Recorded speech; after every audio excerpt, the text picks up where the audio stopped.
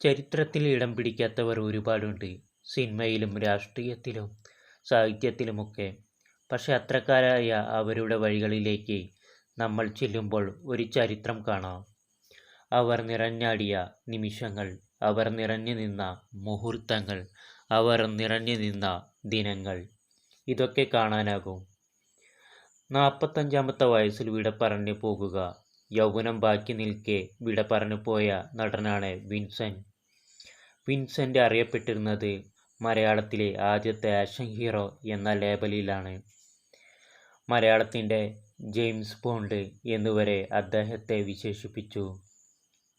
ആദ്യത്തെ action hero ആയി അദ്ദേഹത്തെ ഇപ്പോഴും വാഴ്ത്തപ്പെടുന്നു. പക്ഷേ അദ്ദേഹത്തിന് മലയാള സിനിമയിൽ സ്വന്തമായി ഒരു സിംഹാസനം ഉറപ്പിക്കാൻ പറ്റിയില്ല. വിൻസെൻ്റിൻ്റെ ആക്ഷൻ ഹീറോ രംഗങ്ങൾക്ക് ബദലായി ജയൻ്റെ ആക്ഷൻ ഹീറോ രംഗങ്ങൾ വന്നതോടെ വിൻസെൻ്റ് ഔട്ടാവുകയായിരുന്നു. പിന്നീട് അദ്ദേഹം വില്ലൻ വേഷങ്ങളിലും മറ്റു ചെറുവേഷങ്ങളിലുമൊക്കെ അഭിനയിച്ചു. ഒരുപാട് ചിത്രങ്ങളിൽ അദ്ദേഹം നായകനായിട്ടുണ്ട്. അഴകുള്ള സെലീന അദ്ദേഹത്തിൻ്റെ ശ്രദ്ധേയമായ ചിത്രമാണ്. ആ ചിത്രത്തിൽ വിൻസെൻ്റ് നായകനും നസീർ വില്ലനുമായിരുന്നു. ജയഭാരതി ആയിരുന്നു നായിക. മലയാള സിനിമയിൽ ഓൾ ഇൻ ഓൾ ചിരിയുമായി എത്തിയ സുന്ദരനായ നടനാണ് വിൻസെൻ്റ്. എറണാകുളം ഇടവനക്കാട് സ്വദേശി.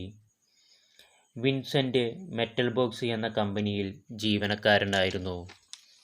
മെറ്റൽ ബോക്സ് സമരം കാരണം അടച്ചുപൂട്ടിയപ്പോൾ വിൻസെൻ്റിനെ ചെന്നൈയിലേക്ക് മാറ്റി. അങ്ങനെ ചെന്നൈയിലെത്തിയ വിൻസെൻ്റ് തൻ്റെ അഭിനയമോഹത്തിന് ചിറകുകൾ വിടർത്തി. അദ്ദേഹം ഒരുപാട് അലഞ്ഞു. പലരുടെ മുമ്പിലും അഭിനയത്തിന് അവസരം ചോദിച്ചു. മഹാനടൻ സത്യൻ്റെ മുമ്പിലും അദ്ദേഹം എത്തി. പക്ഷേ സത്യൻ അദ്ദേഹത്തോട് പറഞ്ഞത് വണ്ടിക്കൂലിക്കുള്ള കാശ് തരാം, തിരിച്ചു പോകാനാണ്. അങ്ങനെ എല്ലായിടത്തു നിന്നും അവഗണനയാണ് വിൻസെൻ്റിന് ലഭിച്ചത്. പിന്നീട് അദ്ദേഹം താരമായി മാറി. റെസ്റ്റ് ഹൗസ് എന്ന ചിത്രത്തിലാണ് അദ്ദേഹം മുഖം കാട്ടിയത്. പിന്നീട് അങ്ങോട്ട് മലയാള സിനിമയിൽ വിൻസെൻ്റിൻ്റെ ഒരു യുഗപ്പിറവി ആരംഭിക്കുകയായിരുന്നു. ജെയിംസ് ബോണ്ട് വിൻസെൻ്റ് എന്ന വിളിപ്പേര് അദ്ദേഹത്തിന് വീണു. ജെയിംസ് ബോണ്ട് വിളിപ്പേര് വീണതിന് കാരണം സംഘട്ടന രംഗങ്ങളിൽ ഡ്യൂപ്പ് ഉപയോഗിക്കാതെ അദ്ദേഹം അഭിനയിക്കുന്നതുകൊണ്ടാണ്. ചന്ദനച്ചോല അടക്കമുള്ള ചിത്രങ്ങളിൽ അദ്ദേഹത്തിൻ്റെ അതിമനോഹരമായ സംഘട്ടന രംഗങ്ങൾ കാണാം. ഉദ്വേഗജനകമായ സംഘട്ടന രംഗങ്ങൾ കാണാം. ജയഭാരതി വിൻസെൻ്റിനെ ഒരുപാട് സഹായിച്ചിരുന്നു.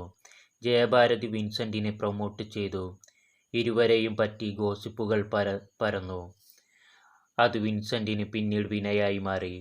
ജയഭാരതിയുമായുള്ള ബന്ധത്തിന് ശേഷം വിൻസെൻ്റും ശ്രീദേവിയും തമ്മിലുള്ള ബന്ധവും ചർച്ചയായി. ശ്രീദേവി വിൻസെൻ്റ് പ്രണയം ഗോസിപ്പ് കോളങ്ങളിൽ എത്തി. അതേക്കുറിച്ച് ഇരുവരും പ്രതികരിച്ചില്ല. പിന്നീട് പെട്ടെന്നാണ് വിൻസെൻ്റിൻ്റെ താരപദവി ഇടിഞ്ഞത്. ജയൻ തരംഗം വന്നപ്പോൾ വിൻസെൻ്റ് തരംഗം അവസാനിച്ചു എന്നതാണ് യാഥാർത്ഥ്യം. വിൻസെൻ്റ് കത്തി നിന്ന കാലമുണ്ടായിരുന്നു. ജയൻ വന്നപ്പോൾ വിൻസെൻ്റിൻ്റെ കാലം തീർന്നു. ജയൻ്റെ സിനിമകളിൽ വിൻസെൻ്റ് വലുതായൊന്നും അഭിനയിച്ചില്ല. മാത്രമല്ല ജയൻ, സുകുമാരൻ, സോമൻ 3 യുവതാരങ്ങൾ അക്കാലത്ത് രംഗപ്രവേശനം ചെയ്തു. നസീറിനും മധുവിനും വിൻസെൻ്റിനും രാഘവനും ബദലായി ഒക്കെ ഇവർ മാറി. ജയൻ ആക്ഷൻ രംഗത്ത് കിരീടം വയ്ക്കാത്ത രാജാവായി മാറിയപ്പോൾ മലയാളത്തിലെ ആദ്യത്തെ ആക്ഷൻ ഹീറോ വിൻസെൻ്റിനെ പ്രേക്ഷകർ മറന്നു. അല്ലെങ്കിൽ മറക്കാൻ ശ്രമിച്ചു. എങ്കിലും കിട്ടുന്ന വേഷങ്ങളിലെല്ലാം അഭിനയിക്കാൻ വിൻസെൻ്റ് ശ്രമിച്ചു. IV ശശിയുടെ മിക്ക ചിത്രങ്ങളിലും വിൻസെൻ്റിന് റോളുണ്ടായിരുന്നു. വിൻസെൻ്റ് അഭിനയിച്ച അവസാന ചിത്രം ഇൻസ്പെക്ടർ ബൽറാം ആണ്. ഇൻസ്പെക്ടർ ബൽറാമിൽ ശ്രദ്ധേയമായ റോളിൽ വിൻസെൻ്റ് ഉണ്ട്. താനൊരു സിനിമ എടുത്താൽ അതിൽ വിൻസെൻ്റിന് റോൾ കൊടുക്കാൻ IV ശശി പ്രത്യേകം ശ്രദ്ധിച്ചിരുന്നു. അത്ര സൗഹൃദമായിരുന്നു അവർ തമ്മിൽ. എന്തായാലും വിൻസെൻ്റ് 45-ാമത്തെ വയസ്സിലാണ് അന്തരിച്ചത്. ഹൃദയാഘാതമായിരുന്നു മരണകാരണം. ജീവിതത്തിൽ ഒരുപാട് നിഷ്ഠകൾ പുലർത്തിയിരുന്ന വ്യക്തിയായിരുന്നു അദ്ദേഹം. നന്നായി വ്യായാമം ചെയ്യുക, നല്ല ഡയറ്റ് അനുസരിച്ച് ഭക്ഷണം കഴിക്കുക, ഇതൊക്കെ അദ്ദേഹത്തിൻ്റെ പ്രത്യേകത ആയിരുന്നു. എത്രയോ വേഷങ്ങൾ അദ്ദേഹത്തിന് ചെയ്യുവാനുണ്ടായിരുന്നു. പക്ഷേ അദ്ദേഹത്തെ മലയാള സിനിമ അകറ്റി നിർത്തി.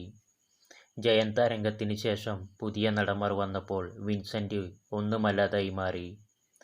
ഒരുപാട് ബഹുമാനത്തോടെ വീഡിയോ നിർത്തുന്നു.